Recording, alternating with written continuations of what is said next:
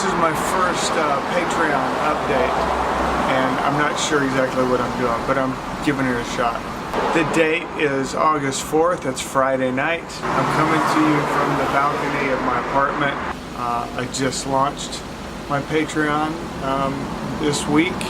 I'm a little disappointed because I launched my Patreon. I was so excited about it, and I don't have any followers. So that's life in Hollywood, baby. I've already learned this in the world of comedy, in the world of music, being a performer, that you rarely ever get huge results right away, and if you do, you're not likely to sustain them.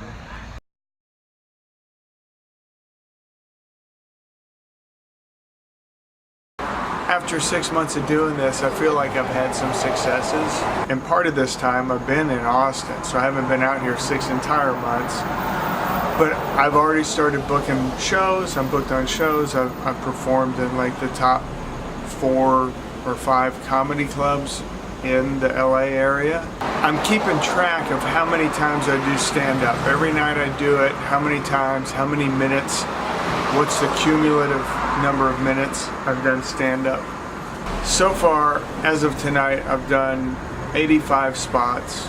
Some of those were shows. I've probably done somewhere between 6 and 10 shows this year. I guess tonight it would be around 410 minutes. It's about 2 minutes every day of stand-up on stage.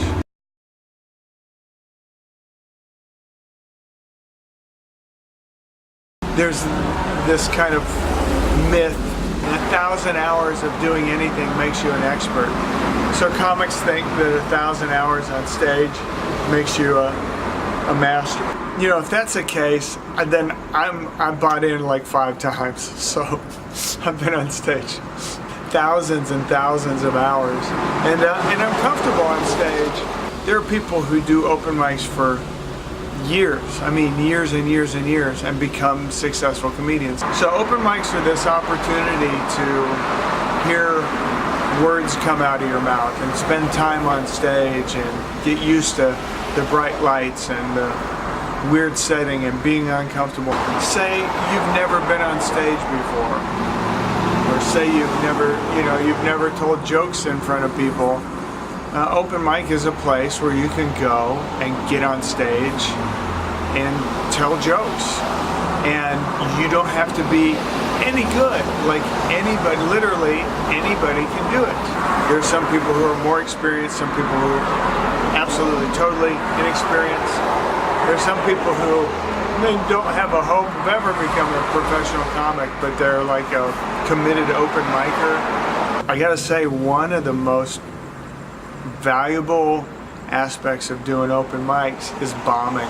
One of the very first mics that I did when I got to Los Angeles was at the fucking Improv, and I got pulled like in the next to last or the last slot, and by that time there's only like 7 comics left in the fucking room like this.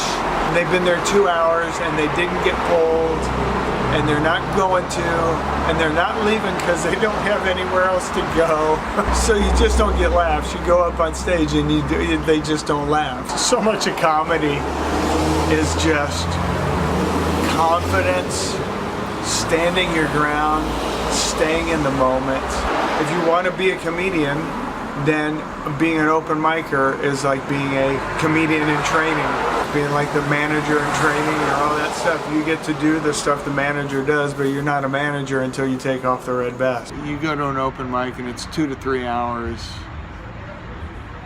total investment, and you also usually have to buy something and pay for parking. And if you do 3 in a night, you're looking at 6 to 8 hours and maybe paying $50 to do that. And so I'm on number 3 tonight.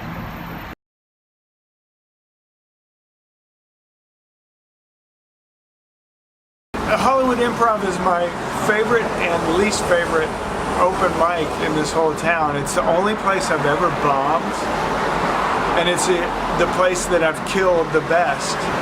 I went through this period where I just had this deep, intense doubt. I had a rough week, and I did a few slots where they were just fine, but they didn't feel good. And in some weird way, it kind of knocked the wind out of my sails. I started that week off with a great set, book set. I was booked to do 8 minutes, and they let me go 10. And then I had some so-so sets for the rest of the week. And then I had that crusher on Sunday night at the Improv, and I bombed, and I was like, but I recorded it, and I went back and listened to it, and I really didn't bomb. It was a good set. It was a funny set. You don't kill every time. I mean, you bomb sometimes. But I do well. But I was like, I need to I can't do this. Mercy. I took a couple of weeks off because I was not feeling confident. It's been nagging at me. I've had some underlying just personal stuff that I just can't put my finger on, and I'm dealing with it. Like let's get real here. I do therapy. I'm a sober guy. There's work involved with that. I'm trying to become more enlightened and more whole, more me. Whatever is going on, there's some stuff I'm working through, and I just hit this bump where I had like a day or two I couldn't get out of bed, and then I had a week and a half that I just couldn't make myself go do comedy. I really wanted to give myself a hard time, and I did my best not to. I think it's got something along the lines of that I'm allowed to do anything I want to do, and I have the power and the ability and the wherewithal to do anything I want to do, and I know exactly what it is I want to do, and it's kind of overwhelming. It's scary. So I think that is what's going on.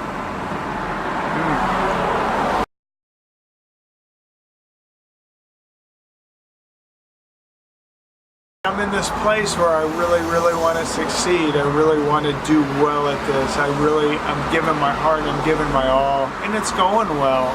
I could either work very hard to become a bigger fish in the Austin pond, or I could come out here and then have a lot more impact and a lot more ability to do what I do in Austin. So the choice was to come out here. My goals are to do the stand-up comedy as a centerpiece for all the other things I'm able to do, to produce and host television shows, production, directing, writing. I want to create a body of work out here that I can come back to Austin and do the Austin Variety Show until they have to carry me off stage under a sheet. So the centerpiece of all these things is doing stand-up comedy. When you do stand-up comedy, you're performing, you're writing, you're keeping your creativity alive, you're being seen by audiences, you're networking, you're doing creative work. You also will meet people that will hire you for writing gigs, or they might hire you to be in something that they're producing or casting. You might get hired to work on a show. You might get comedy gigs out of that. Ultimately, comedy being a successful, high-paying career takes a lot of work focused directly at that one thing.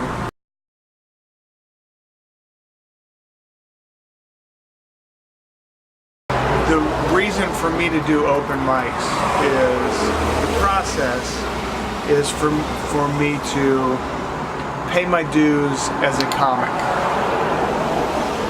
Because I don't respect when a musician walks on stage and hasn't done the work to earn their place on that stage. I don't want to be somebody who walks on stage to do comedy and doesn't have a respect and hasn't earned his way onto that stage and hasn't earned the title of comedian. I barely did open mics in Austin before I moved down here. I did the TV show, and I got to do comedy, every time we did a show, I got to do somewhere between 10 and 20 minutes of comedy. And 10 minutes of that was new every month.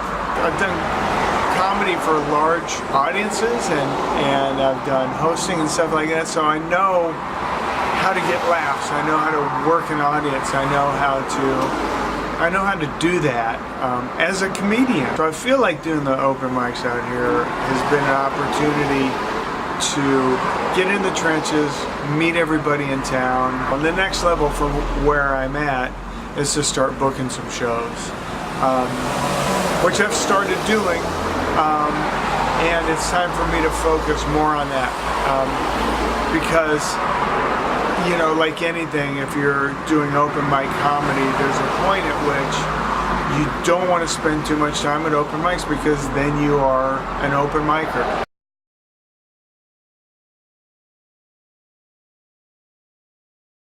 I did kind of have to push myself back. So I went back tonight to the scene of the crime, to the Improv, and I went up and I did really well. I did a good set. It was still late on the mic, but I still did really well, and I feel like I'm kind of getting back to normal. Last night I went out doing things in my extreme way. I did 3 mics last night. I'll talk to you more about the process. I know I did a check-in on my phone last night. I was so tired. I look stoned. I'm looking at myself. I'm just tired. It's just been kind of a long day. I'm at my 3rd open mic right now. I've been going since 5-ish.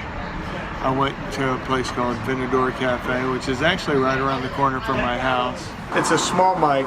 It's very supportive, and comics get together and work on material together. And I'll probably shoot that next time I go. It was so hot at the Dillinger Cafe. How hot was it? Well, it was so fucking hot that it was worse than Austin. It was hot today. And we're in this cafe that has no AC, and they got every fucking door and window in the place closed for some reason. And we sat there for 2 hours waiting to do comedy. The next one I did was at the Hyperion Tavern, which Jay Light is the host of that. And Jay is he's a comic from Texas, a young guy. He was on Roast Battle both seasons. And he books the roast battle. He's a regular roaster, and he's really, really good at it. The fucking kid is so mean. He's so goddamn mean. The Hyperion Tavern is about the size of somebody's living room, and it has the distinction of being a former gay sex dungeon. And the rumor about the place is that John Wayne that was his regular place to go get his fuck on. They had male sex shows on this stage, and at the front of the stage is this little culvert that the male sex performers would finish their acts into. So the front of the stage at the Hyperion Tavern is referred to as the cum trough. I did comedy there tonight. But I got there so late, I just pulled a terrible late spot. And but it was okay. I still got a few laughs. Now I've opened for a few cum troughs. This is my first time doing comedy behind one. Hey-o. But basically, I think I've had okay sets tonight. I was on towards the end at Hyperion Tavern, so there's nobody there, but I got some laughs. It's coming up on 11 p.m. I'm at it 6 hours now. I'm at my 3rd mic. I've got another hour or 2 to go. And then I went to Flappers Comedy Club, which is the first place that booked me. It's up in Burbank, up over the hill. I did a really good set. It was a really good set. I was getting laughs. The room was kind of turning. It was about to get weird and not be a good room anymore. And I kind of felt like I squeezed the last bit of the juice out of the room. And then my last joke was, I had a minute. I got the light and I had a minute to go. I tried to do a 2-minute joke in 1 minute, and I just fucked it all up. So I had a good set, and a weekender. I didn't get any laughs on my closing joke, but everybody knew I didn't get laughs because I didn't give them the whole joke. But I was so tired. Yeah, it's been a long day, I'm tired. And I'd been through, the other 2 mics, so I got real hard on myself. And I just had to go home and put myself to bed so I would stop thinking about it.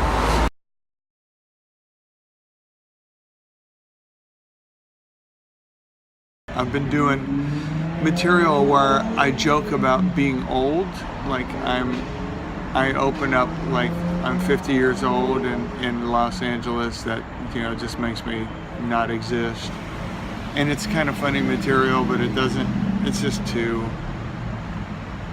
it's not necessary. I don't need to beat myself up.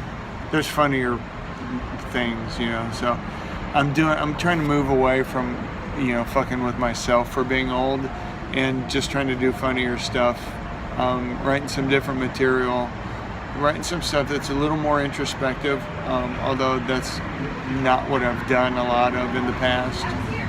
So I don't know if I look stoned, but I'm not.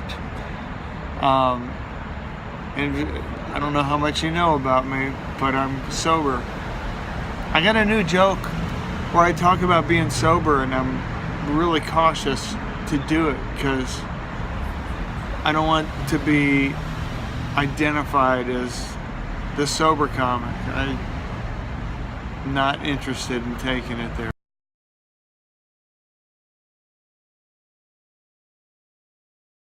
A lot of what I'm really working on, I feel like, is my material feels kind of clunky sometimes. It feels kind of clunky. Like there's just some bits I want to work out on stage.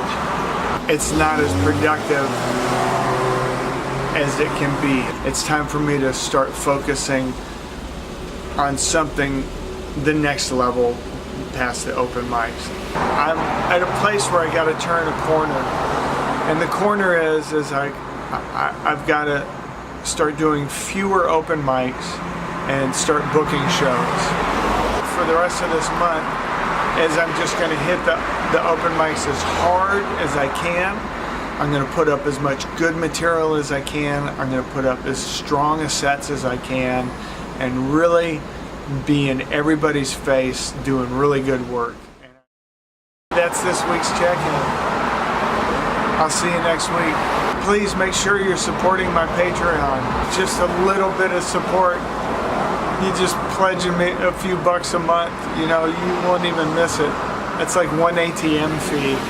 One ATM fee a month. And let me tell you what that means is there's some nights where it's like just seeing I got a new Patreon supporter.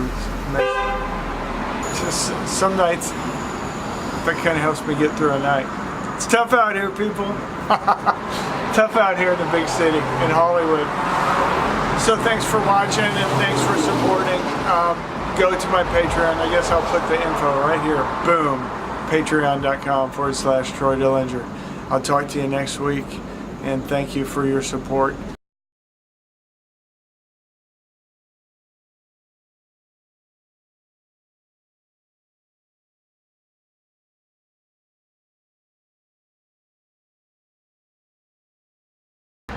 I've got this one eye, is this one right here. It's a little sleepy. I've got this whole idea about lazy eyes. Successful people that I see will get one lazy eye because they spend all their time in this side of their brain, and so they're looking at the world with this eye. And when they don't spend enough time in this side of their brain, this eye doesn't focus as much on the outer world, and it just gets a little lazy because it's not working as hard. And also when I get tired. So when I get tired and I don't use, I think this is the creative side of the brain, and this is the realism side. And shit's been kind of real lately, you guys.